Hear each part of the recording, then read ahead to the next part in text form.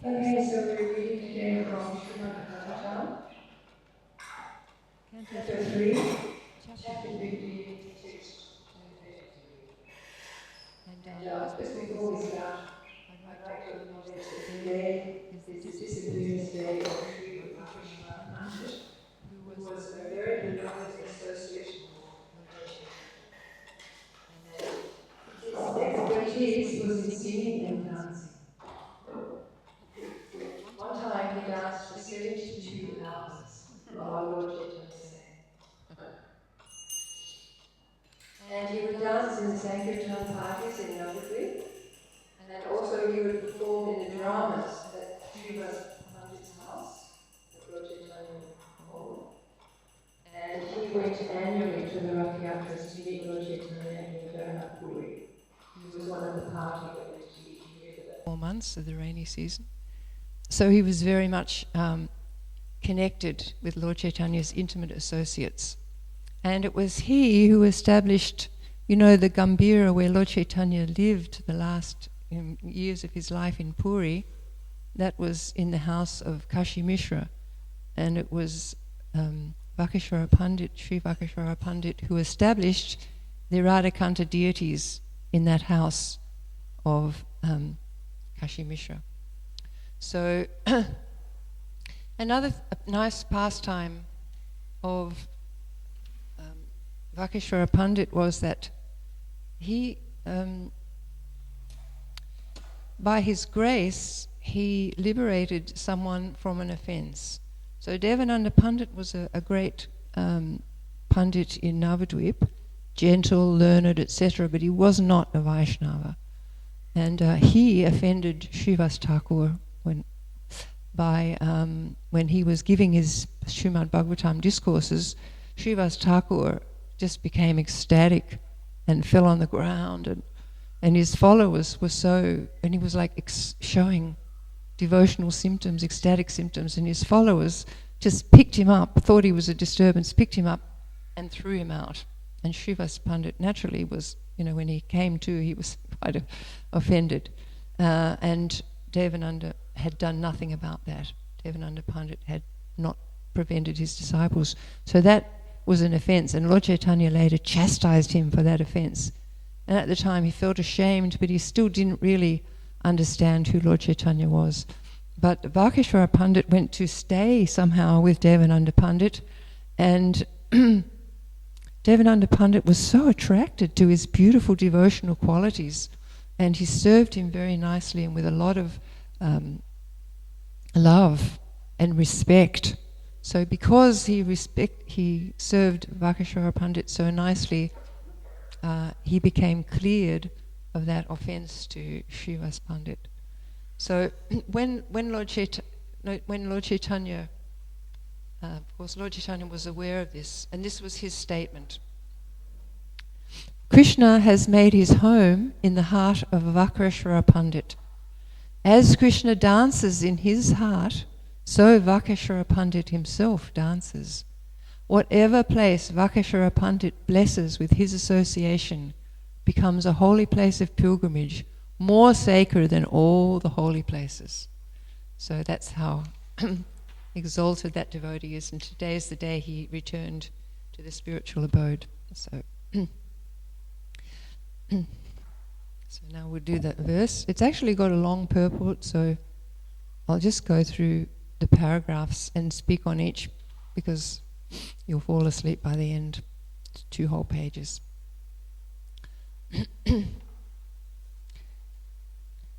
Nahyantarang bhagavati hasamasta kukshav atmanam atmani nabho nabhashiva dhiraha pasyanti yatra yuvayo suralingino king Vyutpaditang yurarabhedi bhayam yatosya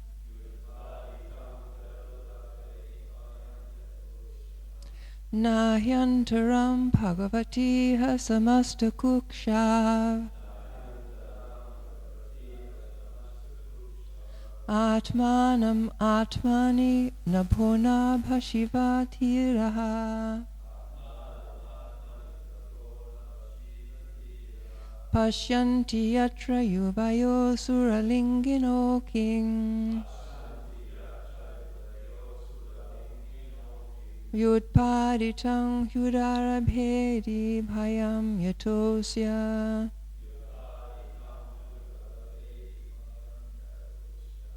Nahyantarang Bhagavati Hasamasta Kukshav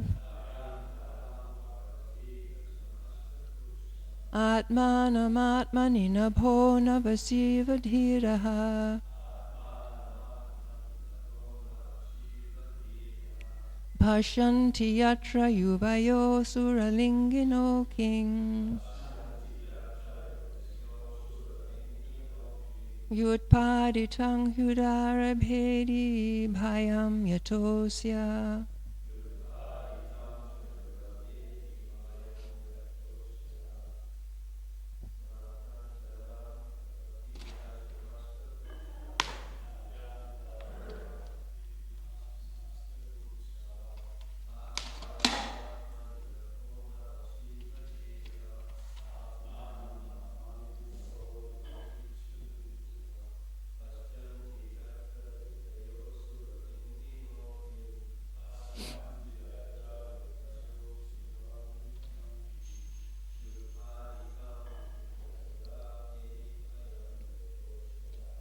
Yutpaditang Yudarabhedi Bhayam Yatosya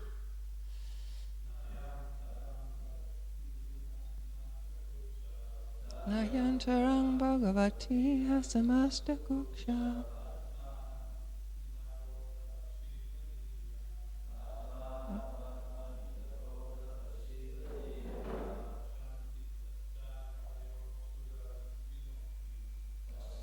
Yatapavayo Suralingino King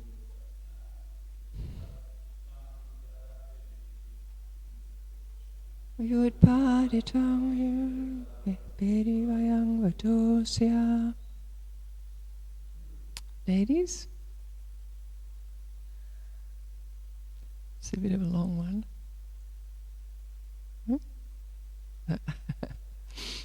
Na, not, he, because, antaram, distinction, Bhagavati, in the Supreme Personality of Godhead, iha, here, samasta kukshaw, everything is within the abdomen, atmanam, the living entity, Atmani, in the Supersoul, Nabha, the small quantity of air, Nabhasi, within the whole air, Iva, as, Dhira, the learned, Pashyanti, see, Yatra, in whom, Yuvayo, of you too, Suralingino, dressed like inhabitants of Vaikuntha,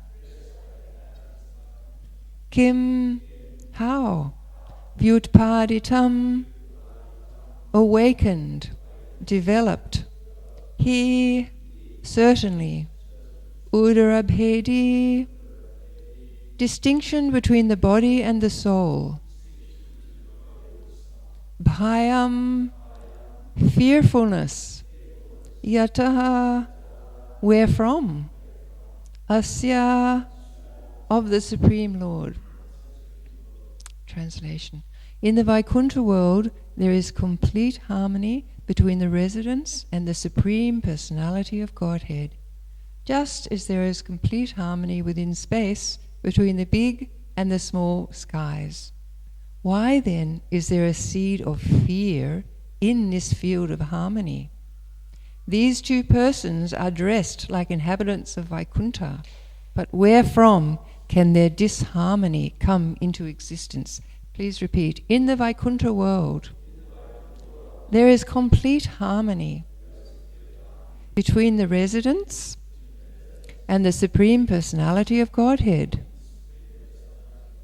Just as there is complete harmony within space between the big and small skies, why then is there a seed of fear in this field of harmony? These two persons are dressed like inhabitants of Vaikuntha. But wherefrom can their harmony come into existence? Purport by Srila Prabhupada.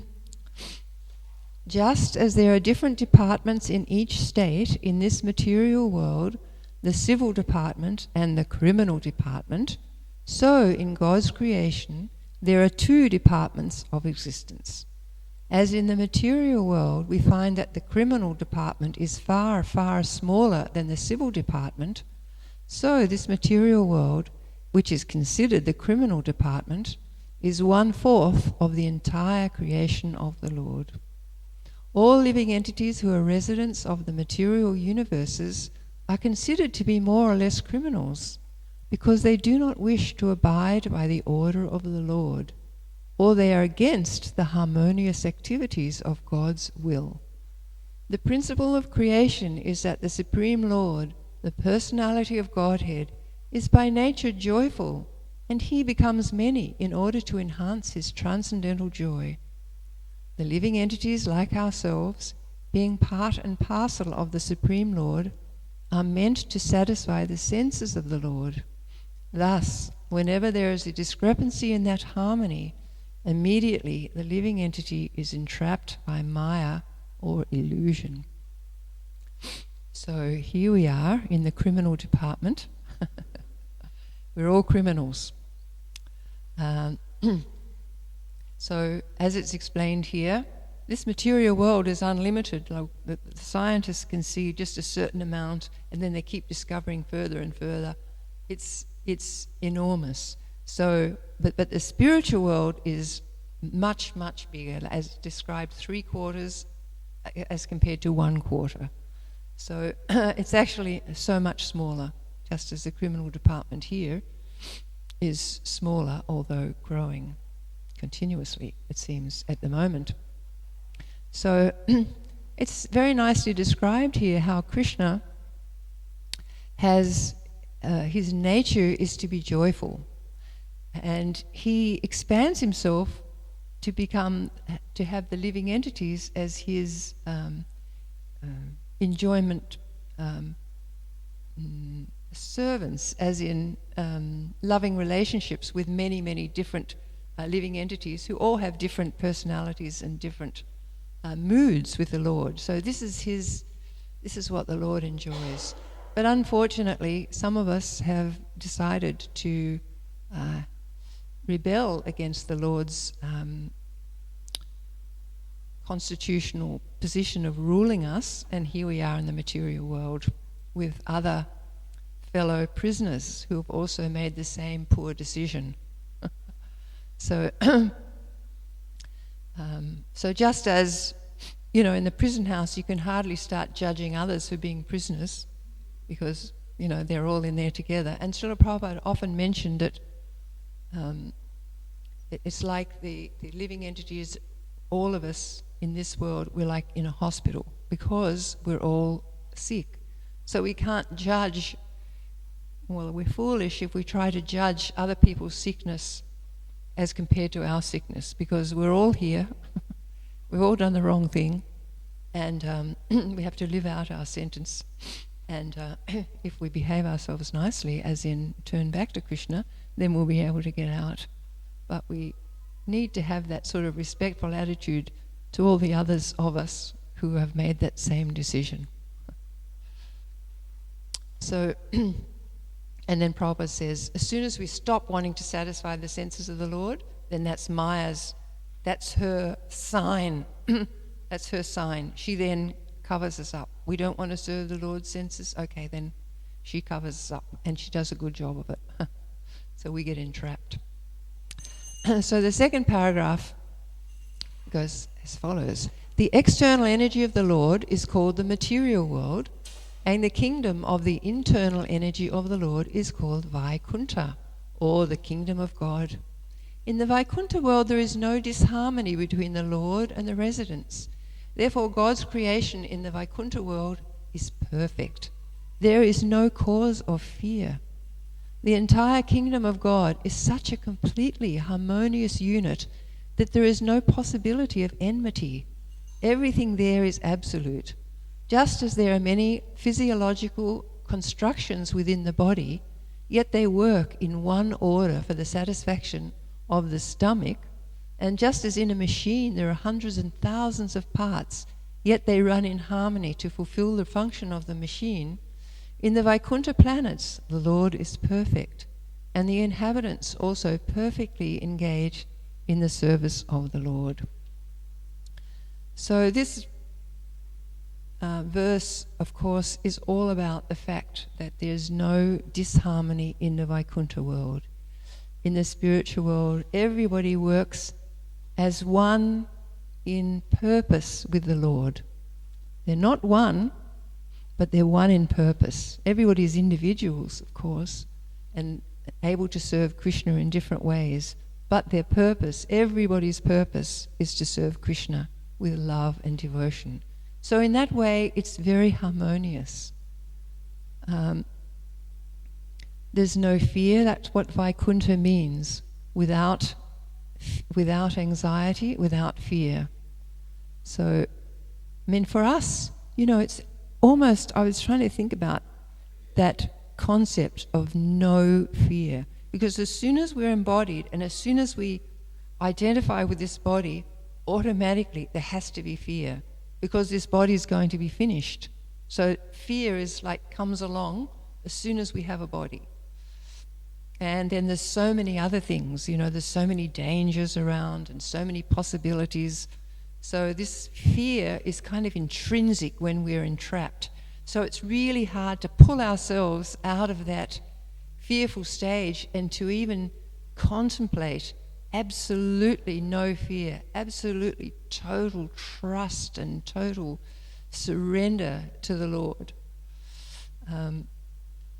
It's a mindset that is very difficult for us when we are so controlled by material energy, by the material modes, and that causes disharmony. So if we have that Vaikuntha mentality, we're trying to develop that Vaikuntha mentality while we're here in this material world, and that's the way that we can go back, and because that will become our real, our reality if we're always, what's the word? If we're always kind of trying, I can't think of the word, if we're always in that mood of Vaikuntha, then we're kind of practicing for when this body is no longer there and we can be in that totally harmonious relationship with Krishna and all the other living entities in the spiritual world. So that is our challenge, to try to really give that mentality, have that mentality ourselves and help others with it. And that's why Srila Prabhupada so much wanted us to preach, because here's Krishna saying that he's by nature joyful, or Prabhupada saying he's by nature not joyful, therefore he becomes many to enhance that enjoyment. But what is this? There's so many of us who are here in this material world, so we're not able to give Krishna that pleasure while we're here. So the more people we can help to understand, bring to Krishna and help to understand that this is your real nature and this is your real way to be happy, then the more happy Krishna becomes to get those entities back with him as his eternally joyful servants. So this cooperation, Srila Prabhupada did say on various occasions that your love for me will be shown by how you cooperate together, after I'm gone. He talked many times after he was gone that it was so important that we all cooperate together to push this movement on and to please the Lord, and in that way get closer ourselves back to the spiritual world. So the next paragraph talks about Mayavadis. The Mayavad philosophers, the impersonalists, interpret this verse of Srimad Bhagavatam to mean that the small sky and the big sky are one, but this idea cannot stand. The example of the big sky and the small skies is also applicable within a person's body. The big sky is the body itself, and the intestines and other parts of the body occupy the small sky. Each and every part of the body has individuality, even though occupying a small part of the total body. Similarly, the whole creation is the body of the Supreme Lord, and we created beings, or anything that is created, are but a small part of that body. The parts of the body are never equal to the whole. This is never possible. In Bhagavad Gita it is said that the living entities who are parts and parcel of the Supreme Lord are eternally parts and parcels.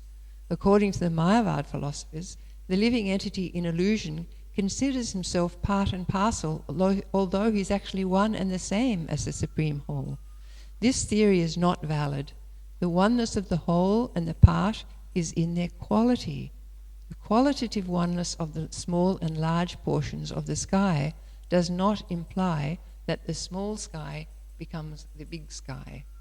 So Srila Prabhupada is, quote, talking about that text in Bhagavad Gita 15.7, Mamaivangsa jiva loke jiva bhuta sanatana. And the translation is, the living entities in this conditioned world are my eternal fragmental parts.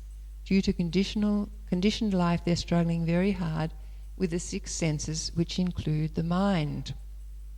So the parts can never equal the whole. The oneness comes in the quality, but not the quantity. And Prabhupada gave so many simple examples. His examples are so beautiful always. They're so simple to understand. Just like he said, if you have a gold ring, it's gold. The quality of the gold is there. But is it equal to a gold mine?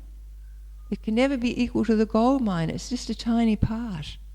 So that's us. We have the same quality as Krishna, but there's no way that we have the quantity, because Krishna, of course, is the controller of everything, material and spiritual, and we're just little tiny parts. So, and Lord Caitanya explained, Jivara Swarupai Krishna Nityadas. This was Sanatan asking, who am I? So Lord Caitanya said, you're a pure living entity. You're not the material body, nor the subtle body. You're a spirit soul. You're an eternal part and parcel. So Bhaktivinoda Thakur, when he's commenting on this, he talks about that because we are marginal, that means that we have the spiritual energy, we have material energy, and the living entity is marginal. So he's explaining that we always have, while we're embodied, we always have 2 relationships. We have a relationship with the spiritual world, with Krishna and the spiritual world and all the living entities there, and we also have a relationship here in the material world because we're stuck in this body. So until this body passes away, and until that time, till the time that we're actually purely in love with Krishna, then that is going to remain, that sort of dual sort of relationship. But our focus as aspiring devotees is on that spiritual relationship and on returning to that spiritual world and never having to take part in this material world again.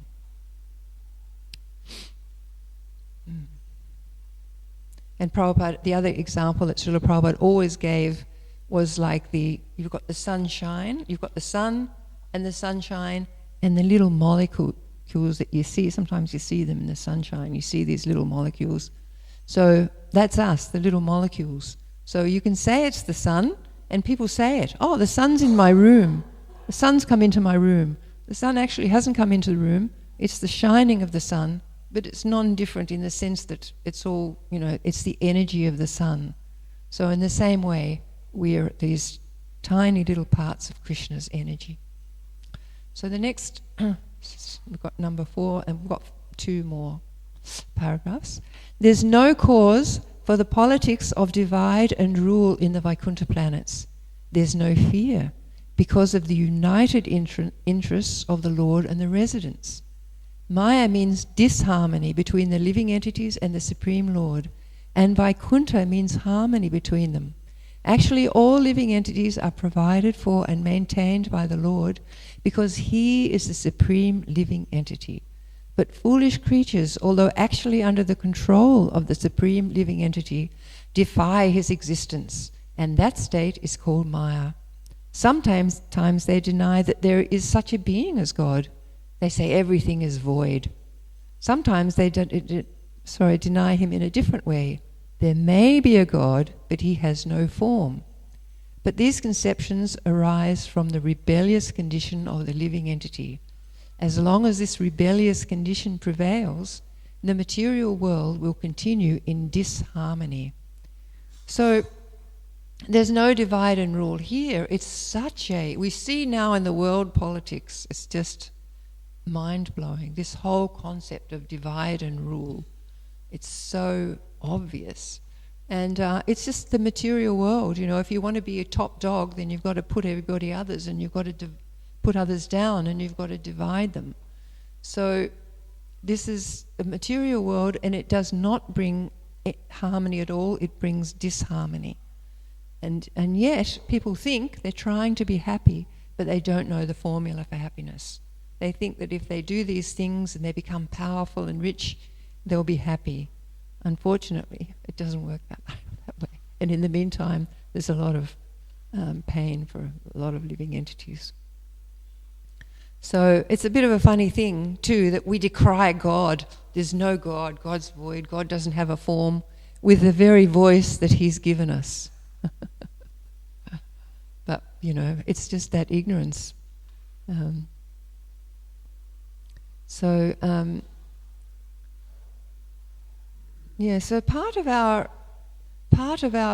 very strong part of our conditioning is that we box things up.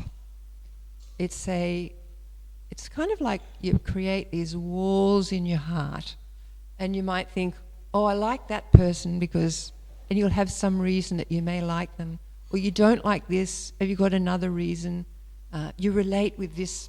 It's kind of like a consistent part of our material. It's the mind. It's what it does. It boxes things up.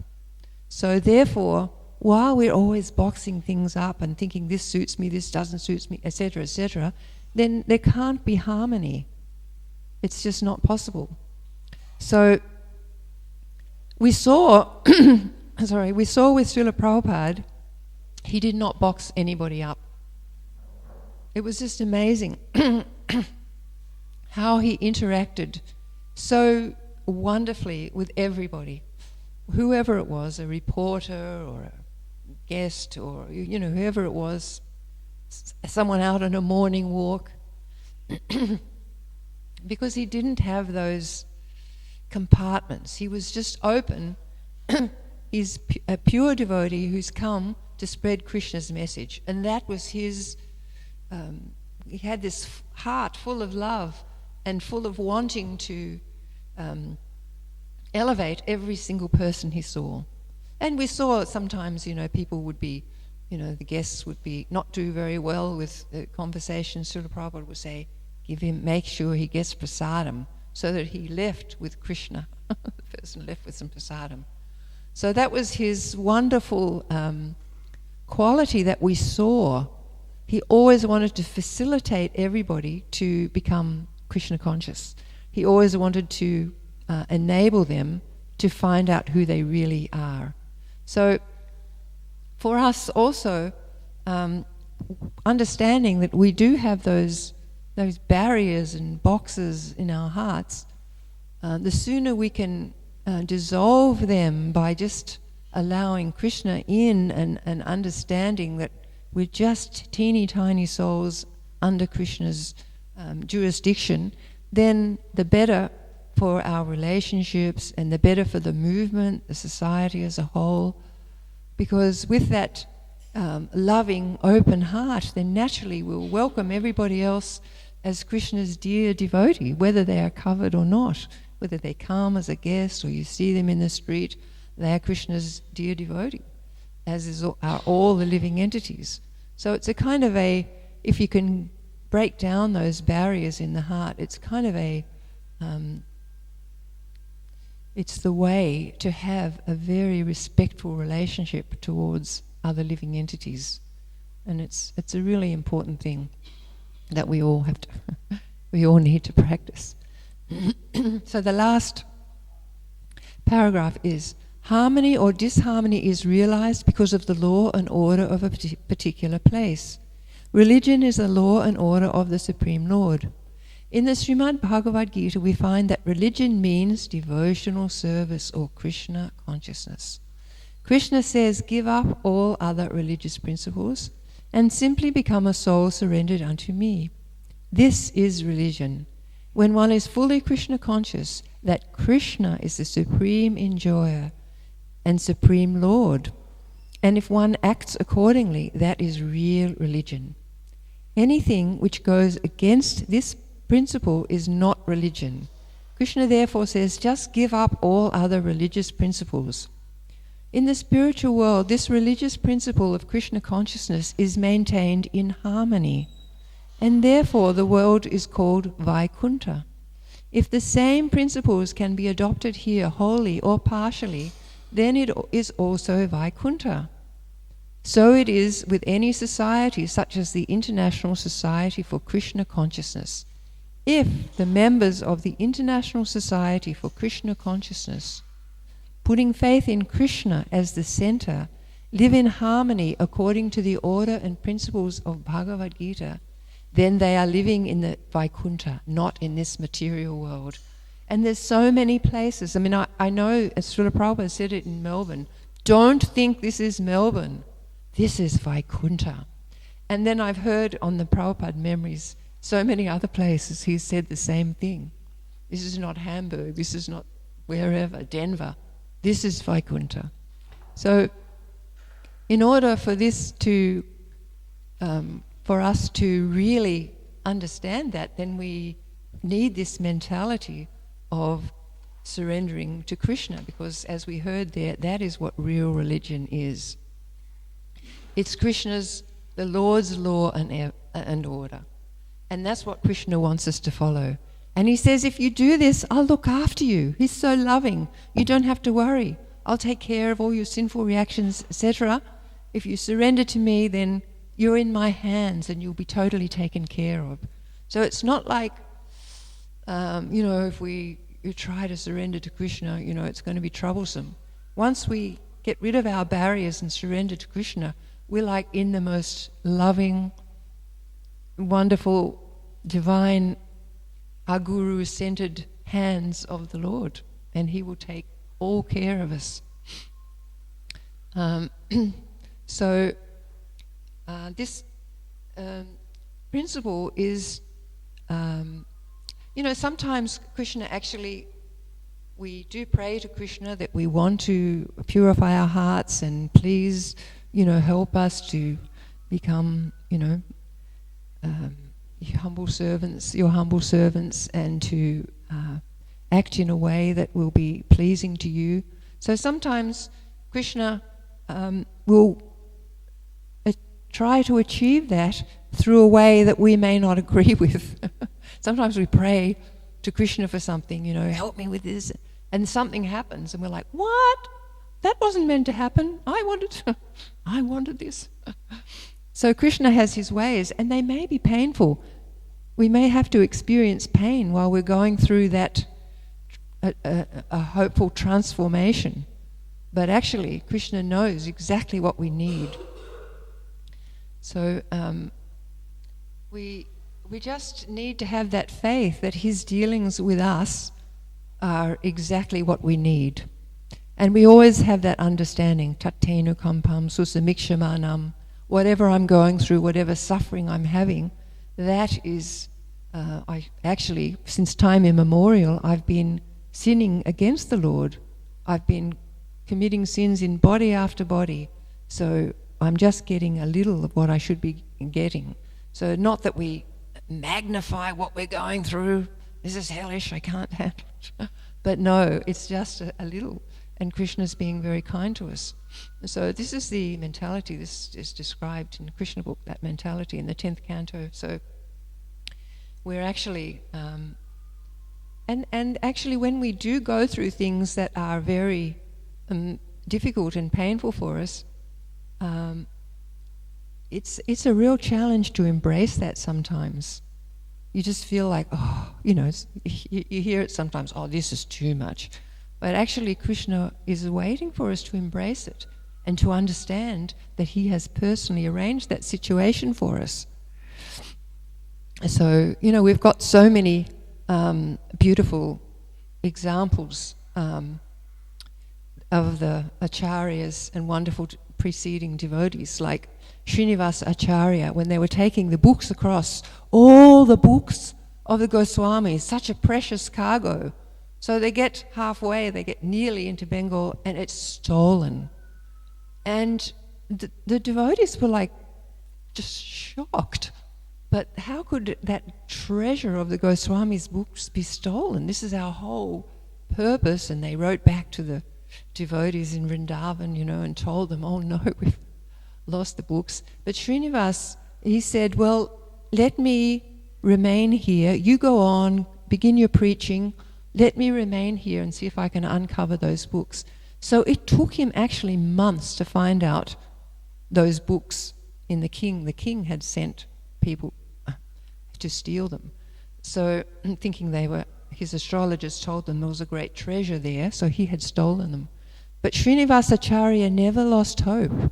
He just humbly would come to the king's court every day, and he'd hear his Mayavadi sort of preacher, giving classes and things. And only gradually, very slowly, very humbly, he revealed in the end who he was, and that king took initiation. The whole kingdom became a Vaishnava kingdom under King Birambir.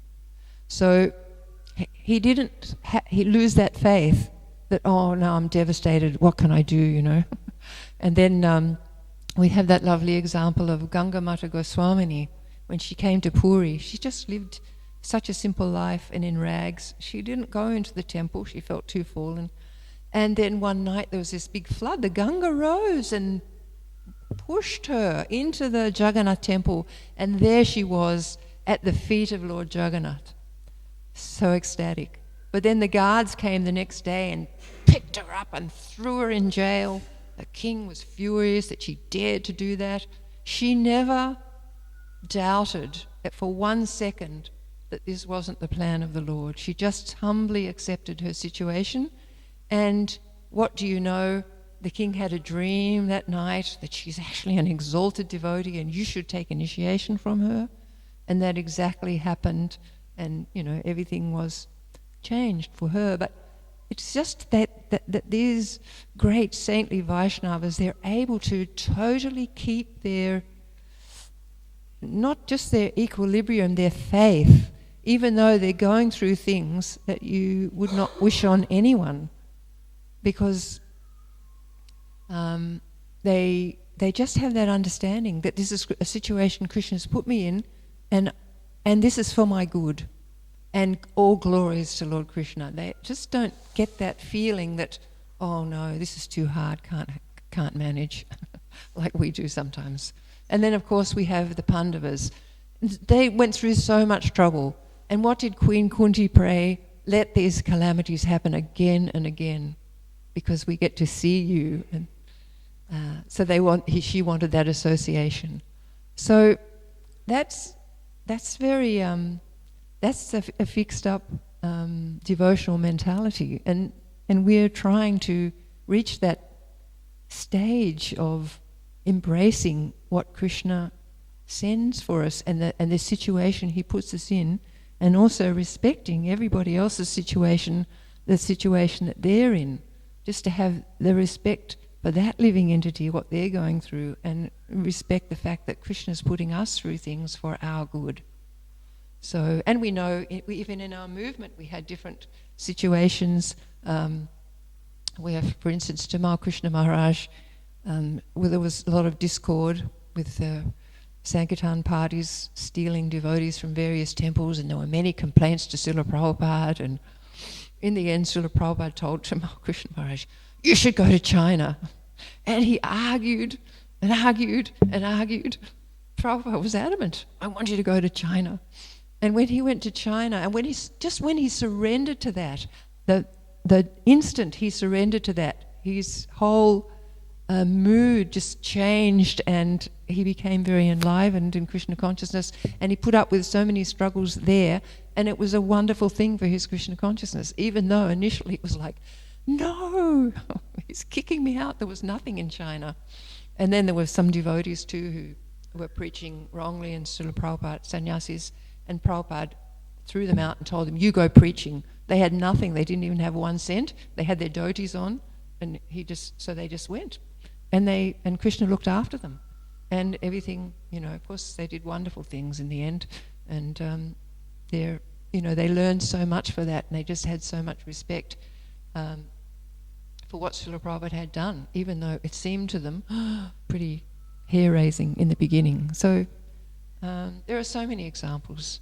So this whole purport is talking about harmony. So we want, of course, this movement goes on and expands in harmony, and we want also that our heart is harmonious with what Krishna wants for us at every second. So the more we can stay in touch with that consciousness, I won't talk about that now. Anyway, the more we can stay in touch with that consciousness, that whatever situation Krishna places me in, and that means others in, is his mercy.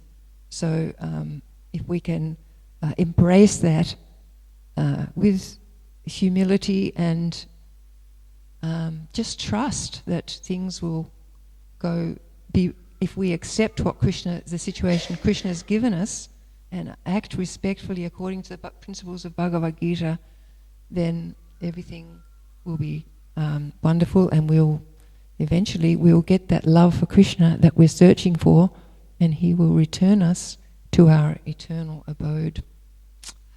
Okay, so thank you very much for listening, and please forgive me if I've made any mistakes. And does anybody have anything they'd like to ask or add? Any questions or comments?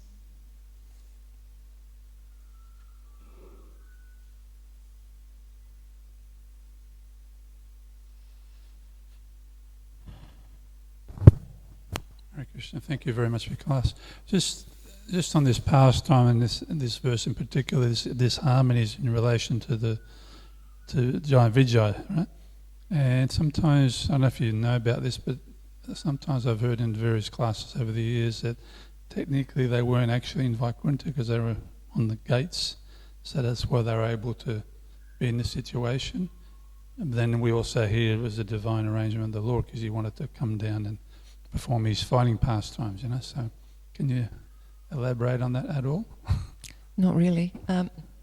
There were gatekeepers, but they were within Vaikuntha because, that's, I guess, I don't know. But I know that Krishna does choose his devotees to, when he wants to have a fighting pastime, he has to have it with his devotees because, he's not going to interact with just some mundane, ignorant person. So somehow or another, he did want that pastime to happen. But I don't know about that they were only on the edge of Vaikuntha. I mean, I can't say. Sorry.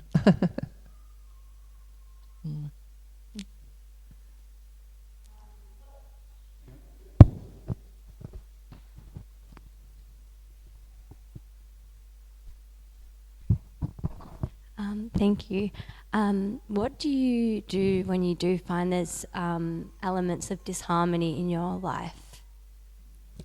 Disharmony within yourself or with others? Both. Okay.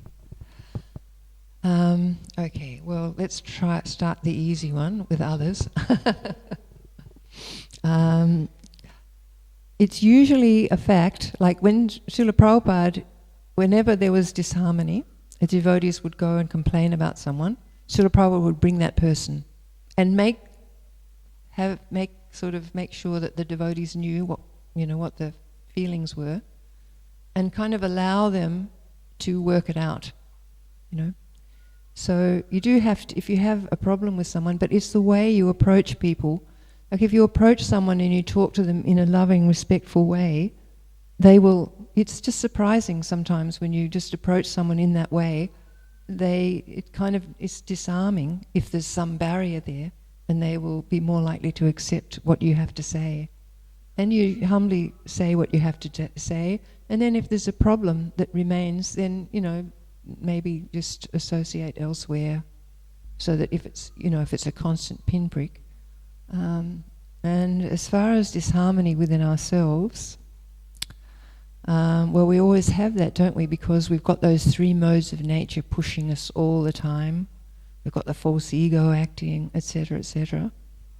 But the chanting and the hearing and chanting are like the most cleansing things that we can do for that. The more we read Srila Prabhupada's books and start to relish what he's saying, and it starts to sort of all come alive for us, then the more that disharmony within ourselves gets broken away. It kind of, that hearing and chanting dissolves all those things. But it's a slow process. But those processes are the most potent thing that we have, because they're from the spiritual world. Thank you.